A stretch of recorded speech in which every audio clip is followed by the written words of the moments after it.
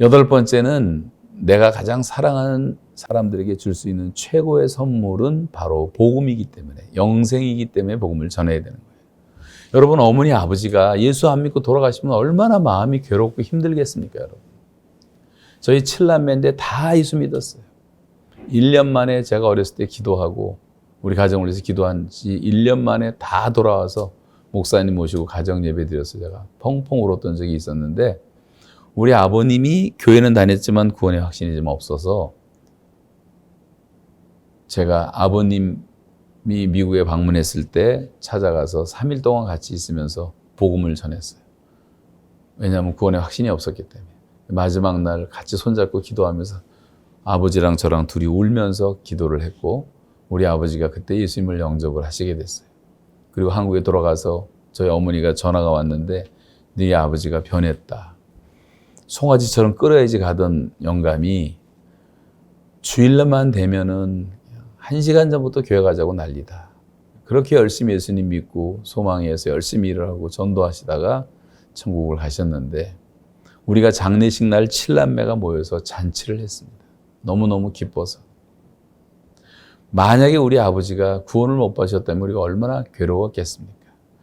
여러분, 부모님이 세상을 떠나시기 전에 줄 수 있는 최고의 선물은 영생의 선물이에요. 다른 건 아무 소용도 없습니다. 자녀들도 마찬가지예요.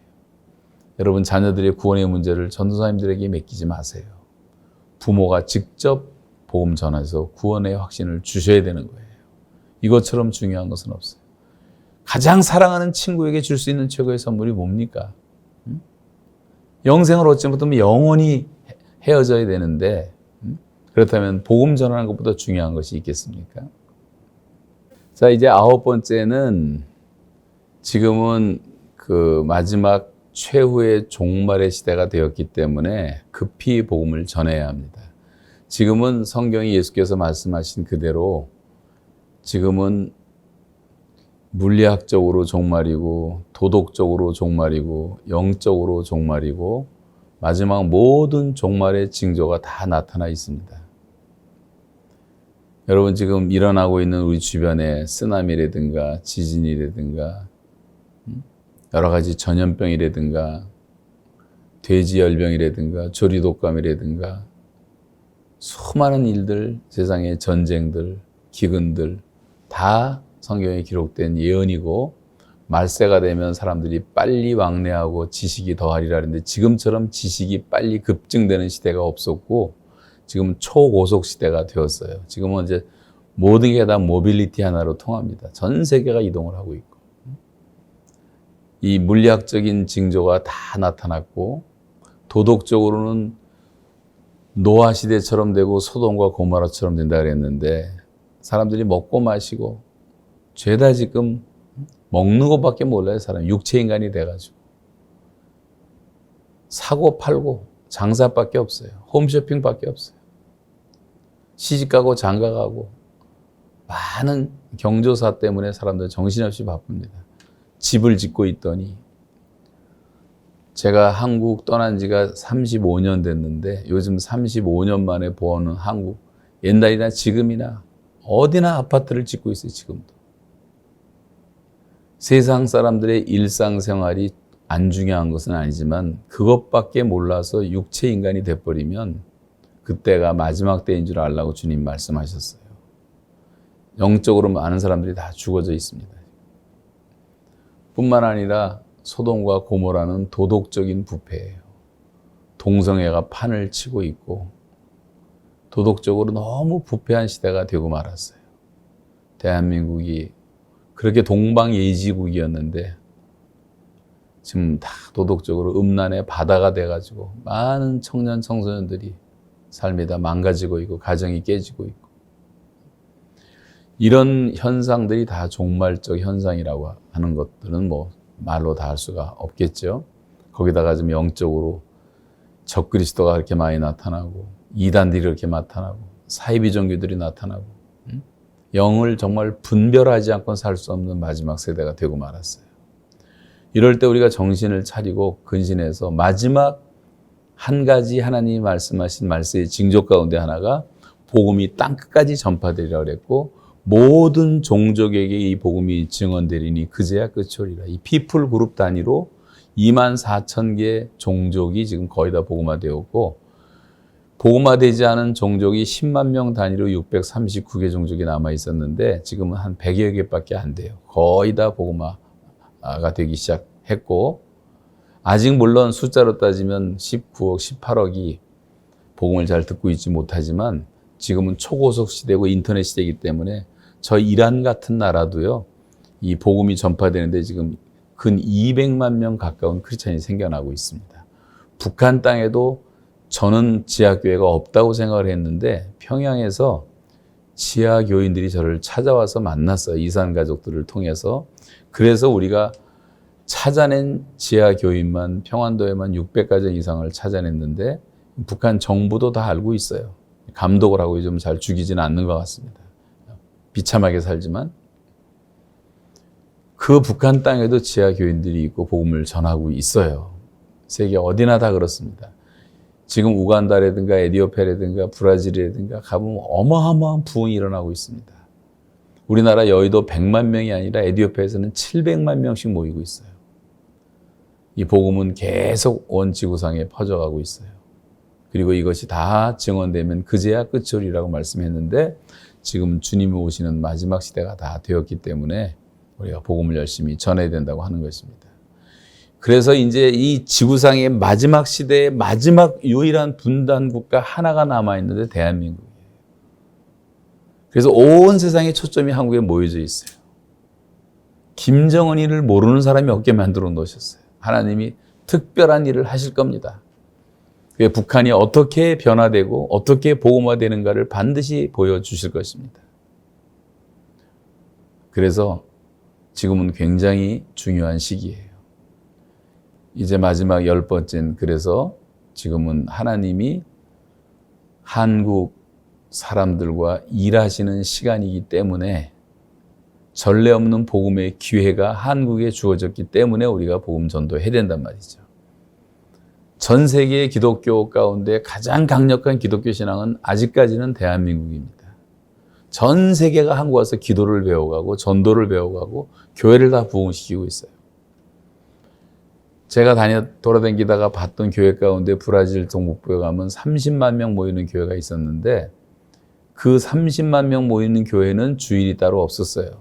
365일 하루에 3번씩 예배를 드리는데 그 3번 예배가 꽉꽉 차는 거예요. 여러분, 대한민국에서 배워간 사람들이 그런 부흥을 싱가포르에서, 저 콜롬비아에서, 브라질에서, 아프리카에서, 미국, 영국에서 다 부흥을 일으키고 있어요. 우린 남한테 불을 붙여놓고 지금 우리 불은 꺼지고 있지 않나를 돌아봐야 됩니다. 여러분, 다시 한번 신앙의 부흥이 일어나야 되겠고 영적 부흥이 일어나야 되겠어요. 왜냐하면 하나님이 지금 우리와 함께 일하고 계시기 때문입니다. 하나님이 일하실 때 일해야 돼요. 그래서 지금 쓰임 받으면 우리는 대한민국 사람으로 태어났다는 것이 가장 자랑스러운 시대를 살 수가 있는 거예요. 100년 전만 해도 우리는 그렇게 쓰임 받는 시대가 아니었어요. 근데 지금은 하나님 우리를 쓰시는 거예요. 한국 선교사들은 세계에 흩어져서 200개국 이상에 흩어져 갖고 얼마나 열심히 복음 잘 전하는지 모릅니다. 저 벌거벗고 사는 케냐의 적도의 한복판에 들어가서 어떤 선교사는 복음을 전하고 있는데 제가 그 현장을 갔거든요. 벌거벗는 사람들 옷 입히는데 20년 걸렸대요. 20년.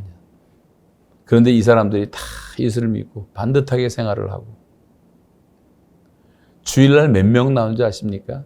마사이족들이요. 뚜벅뚜벅 막대기가 걸어오는데 주일 예배에 10,000명씩 나오더라고요. 10,000명. 한국 선교사 한 사람이 그렇게 위대한 일을 한 것도 가봤고 브라질의 아마존에 갔더니 섬들마다 인디오들이 다 벌거벗고 사는데 다 옷 입혀놓고 교회들 세우고 예배를 드리는 것도 한국 선교사들이 지금도 하고 있고 태국의 거리 떠도는 그런 민족들을 복음화해서 수십 개의 교회를 세운 선교사도 한국 사람들이고 전 세계에 이런 사례는 수만 건이 있어요. 하나님이 지금 우리 민족과 함께 일하시기 때문에 우리가 일해야 된다고 하는 것입니다. 우리를 사용하실 때 쓰임을 받아야 되는 거예요. 촛대를 옮기면 우리가 쓰임 받지 못해요. 해가 지기 전에, 기회가 지나가기 전에, 문이 닫히기 전에 하나님이 기회를 주실 때 이걸 붙잡는 게 지혜로운 사람이에요. 지금 이 어려운 때 우리가 정말 하나님께 다시 나오고 기도해서 하나님이 북한의 문을 열어주실 때 그 기회를 붙잡고 복음을 전하면 우리는 가장 위대하게 쓰임받을 수가 있는 겁니다. 북한 선교를 지금 준비하지 않으면 북한에 들어갈 준비를 하고 있는 사람들이 많아요. 제일 많은 사람이 사기꾼들이고요. 그 다음에 이단들이고요. 그 다음에 땅 문서 갖고 땅 찾겠다는 사람들이고요. 교파주의자들이 찾고 있어요. 우리 한국교회가 하나가 되어서 철저하게 회개하고 북한만큼은 교파 없는 교회를 세우겠다는 동의를 하고 온 교회가 연합하고 하나가 되어서 전략을 세우고 컨트롤 타워를 세워가지고 북한 땅을 복음화시키는 전략을 지금 급히 세워야 될 때라고 생각합니다. 그러면 하나님이 한국교회에 북한을 붙여주실 것이고 북한은 수년 안에 놀라운 부흥이 일어날 줄로 분명히 믿고 그래서 민족이 복음화되면 우리는 우리 시대에 가장 영광스러운 시대를 맞이하게 될 것입니다. 크리스찬들은 미래를 바라보는 거예요. 소망을 갖는 거예요. 믿음으로 그것을 바라보는 거예요. 지금 현실에 주저앉고 낙심하고 패배감에 사로잡혀 있지 말고 여호수아 갈렙처럼 믿음을 가지고 우리가 민족 복음화를 꿈꾸면서 다시 한번 하나님 앞에 헌신하는 성도들이 되시기를 우리 주 예수 그리스도의 이름으로 축복합니다. 기도하겠습니다. 하나님 아버지 감사합니다. 주님 복음 외에는 소망이 없는 것을 우리가 확실히 깨닫습니다. 내가 믿었던 예수님이 나에게 영생 주시고 죄사함 주시고 하나님의 자녀를 삼아 주셨던 것처럼 다른 사람들에게도 가장 소중한 것이 복음이라면 정말 내가 그 이웃을 사랑한다면 복음 전하는 일보다 시급한 것이 없다는 것을 우리 모두가 깨닫게 하시고 우리 자신들이 개인적인 전도자가 되게 하여 주시고 주님께서 북한 땅을 열어주실 때 가장 예수 믿는 사람이 없는 그 미전도 종족인 북한 땅에 들어가서 교회 세우겠다는 비전과 꿈을 가지고 잘 준비했다가 하나님이 부흥의 파도를 보내주실 때 서핑하는 청년들처럼 파도를 즐기면서 부흥의 파도를 즐기면서 우리의 남은 생애를 하나님께 드릴 수 있는 저희들 준비하는 저희들 다 되게 하여 주시옵소서. 감사드리며 주 예수님의 이름으로 기도하옵나이다. 아멘.